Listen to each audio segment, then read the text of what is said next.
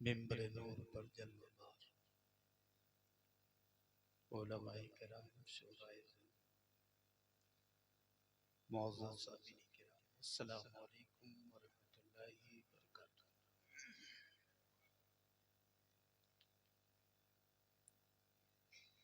अल्हम्दुलिल्लाह अल्हम्दुलिल्लाहि रब्बिल आलमीन वल आक़िबतु लिल मुत्तक़ीन अस्सलातु वस्सलामु अला सय्यिदिल मुरसलीन व अला आलिहि व अस्हाबिहि अजमईन अम्मा बाद। औज़ु बिल्लाहि मिनश शैतानिर रजीम बिस्मिल्लाहिर रहमानिर रहीम सिरातल लज़ीना अनअमता अलैहिम सदक़ल्लाहुल अज़ीम व सदक़ रसूलुहुन नबियुल अमीनुल करीम व नहनु अला ज़ालिका लमिनश शाहिदीन वश-शाकिरीन वल्हम्दुलिल्लाहि रब्बिल आलमीन।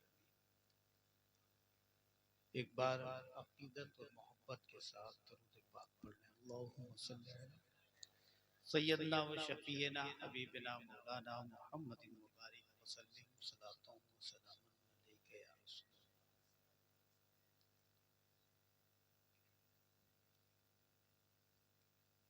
रात का आखिरी पहर शुरू हो गया और 9 बजे से लेके अब तक का महफिल पाक में हाजिर रहे। अल्लाह रब्बुल इज्जत का ये करम और एहसान है कि आप लोग को तौफीक अता फरमाई और अब तक आप लोग महफिल में हाजिर हैं।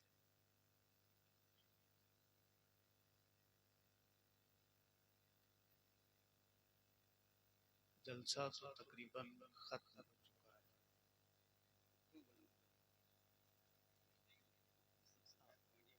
अच्छा, मेन पॉइंट जो होता है जलसे का वो दुआ होता है। मेन पॉइंट जो है वो दुआ होती है और वही रह गई है तो वही कर लिया जाए तो ज़्यादा बेहतर है। बहरहाल मैं मुबारकबाद पेश करता हूँ नौजवाना ने तिरुवडी कि उन्होंने कोशिश करके मेहनत करके लगन करके इस प्रोग्राम को सजाया और प्रोग्राम को सैयदना सरकार गौसे पाक रज़ियल्लाहु ताला अन्हु की जानिब मंसूब किया। दुआ है रब्ब कदीर की बारगाह में कि परवरदिगार आलम सरकार गौसे पाक के फ़ियूज़ व बरक़ात से हम सबको मालामाल फरमाए। नाते भी सुन चुके, तकरीर भी सुन चुके और अब रात भी बिल्कुल ढलने को तैयार है। नहीं, फैज़याब तो होते रहेंगे। आपने नात पढ़ दी इंशाअल्लाह वो याद रहेगी तो हमेशा हमेशा जो है उससे फैज़याब होते रहेंगे। बहरहाल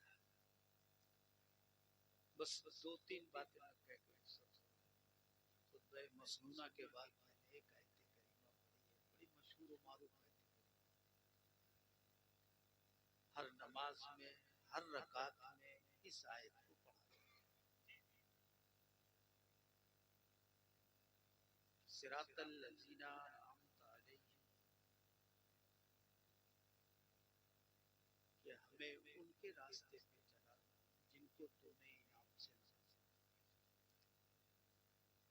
नमाज के लिए हम खड़े होते हैं अल्लाह रब्बुल इज्जत की बारगाह में और सूरह फातिहा पढ़ते हैं। सूरह फातिहा में ये आयत करीमा तिलावत कि या अल्लाह हमें तू उनके रास्ते पे चला जिनको तूने इनाम से नवाजा है। अब हमें ये तलाशना है कि अल्लाह रब्बुल इज्जत ने किनको इनाम से नवाजा है। इनाम याफ्ता कौन है जिन्हें रब्बे कदीर ने अपने करम से बेपनाह नवाजा है। उन्हीं याफ्तागान में जिनको अल्लाह रब्बुल इज्जत ने नवाजा है, उन्हीं में एक ज़ात मुक़द्दस है जिसे हम और आप गौस पाक कहते हैं।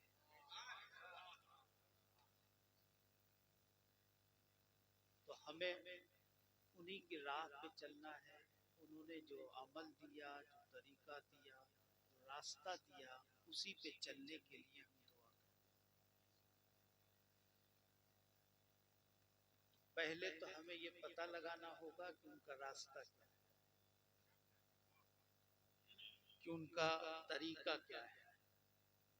जब ये मालूम हो जाएगा तभी हम चल सकते हैं।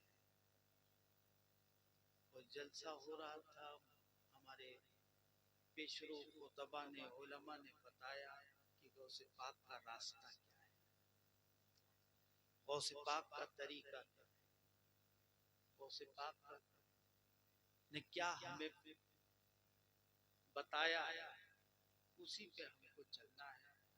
अगर हम उस पे चलेंगे तो कामयाब हो जाएंगे।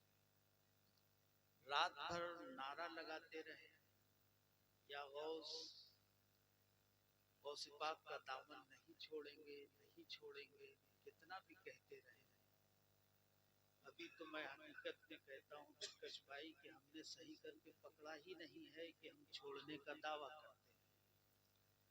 अगर हमने पकड़ा होता तो हमारी नमाजें कज़ा नहीं,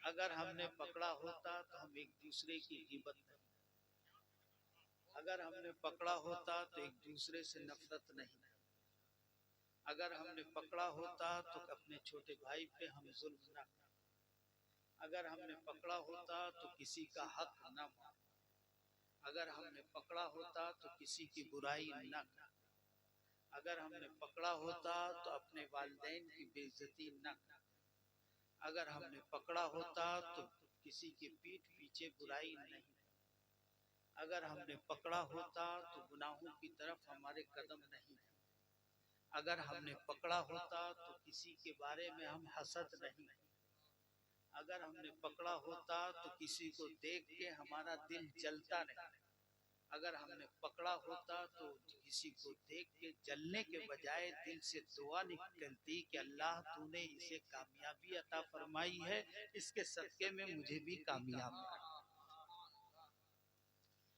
अगर उनका दामन हमने पकड़ा होता तो अपने भाई को तरक्की करते हुए ये दिलो दिमाग में ना आता कि इसने क्या किया, किस पार्टी को पट किया और किस पार्टी को लपेट दिया, कि ये कल तक तो साइकिल पे था, आज ये स्कॉर्पियो पे आ गया है, ये कभी जहन में नहीं है।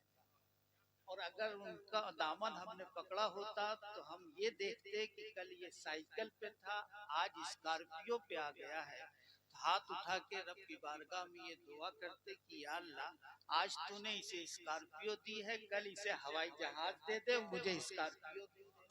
अगर उनका दामन पकड़ा,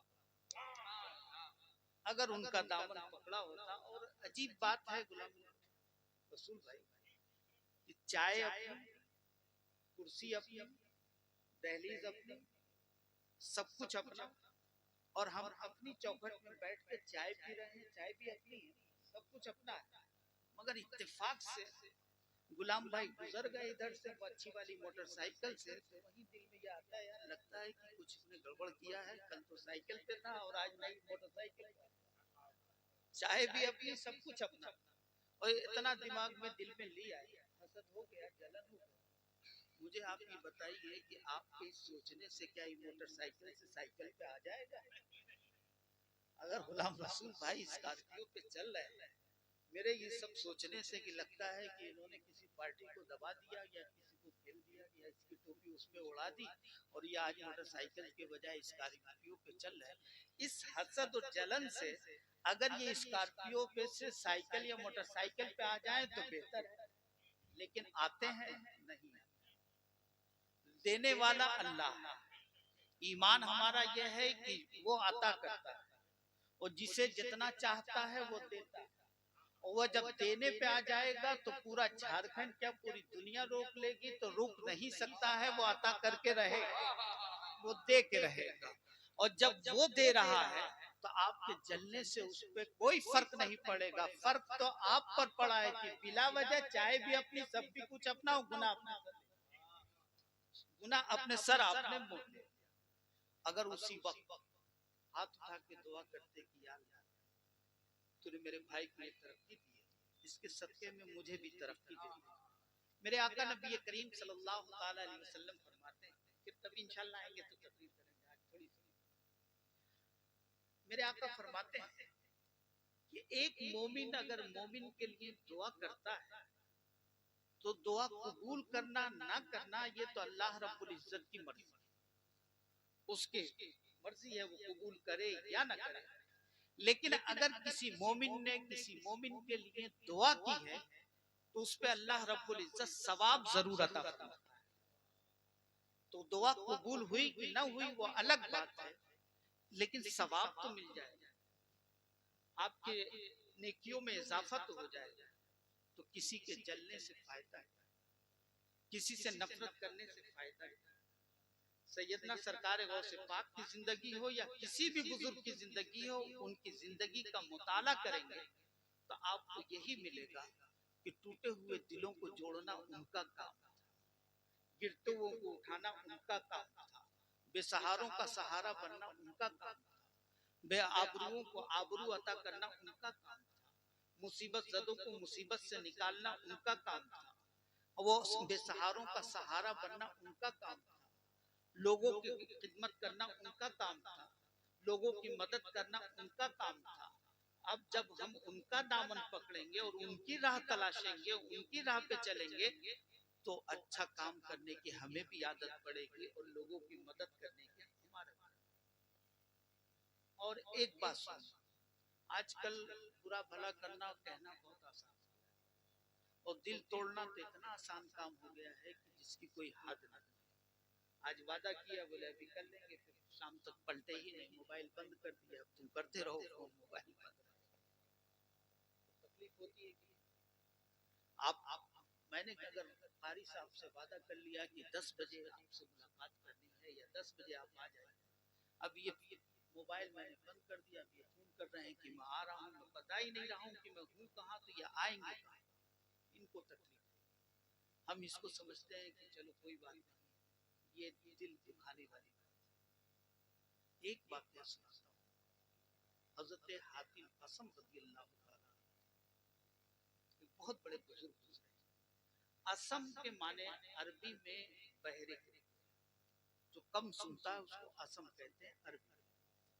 हजरत हातिम थे, उनकी खिदमत में एक खातून आई, एक बूढ़ी औरत आई कुछ मसला पूछने के लिए। जब मसला वो पूछ रहे थे तो उन बूढ़ी औरत की रिया खारिज हो गई, हवा, और आवाज के साथ, जैसे ही आवाज के साथ रिया खारिज होती है तो वो शर्मिंदा हो जाती है और पसीने पसीने हो जाती है। वो ये सोचने लगती है कि हजरत मेरे बारे में सोचेंगे क्या, कि इस औरत को बुजुर्गों की बारगाह में बैठने का अदब भी नहीं, इसे बुजुर्गों की बारगाह में जाने का अदब नहीं है, ये बड़ी बदतमीज औरत है।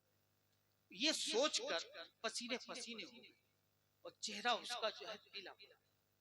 हजरत ने उसके चेहरे को जब देखा तो ये अंदाजा लगा लिया कि ये औरत शर्मिंदा है। जिस स्टूल पे हजरत बैठे हुए थे उसी वक्त स्टूल खींचकर उस औरत के करीब लेके जाते हैं और कहते हैं कि बीबी जरा जोर से बोलो, मैं ऊंचा सुनता हूं। आप गौर करें, कहते हैं कि जरा जोर से बोलो कि मैं ऊंचा सुनता हूं। जब उन खातून ने ये सुना कि हजरत कम सुनते हैं, ऊंचा सुनते हैं, तो उनके दिल में ये बात आई कि हजरत को आवाज नहीं पहुंची, हजरत को आवाज नहीं पहुंची होगी। ये उनके जब दिल में आया तो उनके दिल में दिल आ गया, जान में जान आ गई, चेहरा थोड़ा सा सही हो गया। फिर जो मसला था वो बताया, पूछा, हजरत ने जवाब दिया, ये घर चली। लेकिन वो खातून हजरत के मोहल्ले की ही की रहने वाली थी, उसी आबादी की रहने वाली थी। उस दिन से हजरत ने अपने आप को बहरा ही साबित किया कि कहीं इस औरत को अगर ये पता चल गया कि हजरत बहरे नहीं थे, सिर्फ मुझे उस वक्त समझाने के लिए उन्होंने बहरापन का इजहार किया था, तब औरत कहेगी कि हजरत ने मुझे धोखा दिया, हजरत ने उस वक्त मुझे धोखा दिया, और फिर जो है औरत को तकलीफ होगी।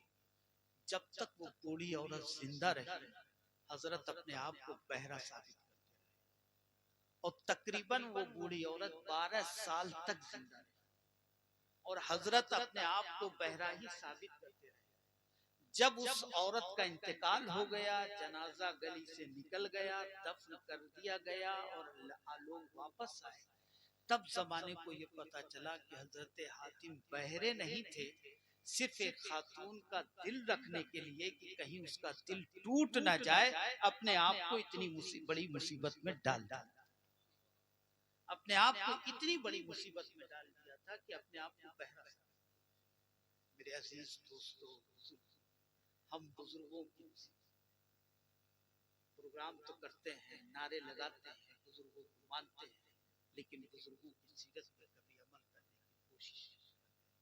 जरूरत इस बात की है कि हम बुजुर्गों की जिंदगी को अपनाएं और उनके बताए हुए रास्ते पे चलें।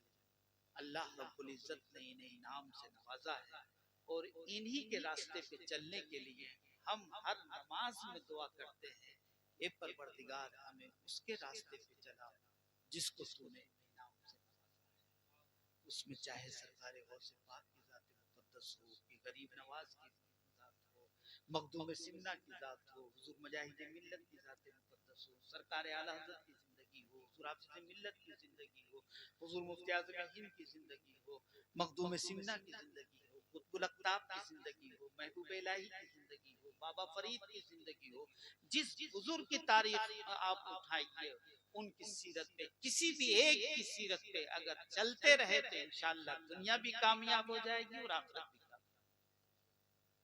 तो बस हमें ये कोशिश करनी है, और दुआ मैं करता हूँ अल्लाह रब्बुल इज्जत मुझे भी और आप तमाम हजरात को इन बुजुर्गों की राह पर चलने की तौफीक अता फरमाए, और इन बुजुर्गों के फैज़ व बरक़ात से हमें माला माल फरमाए।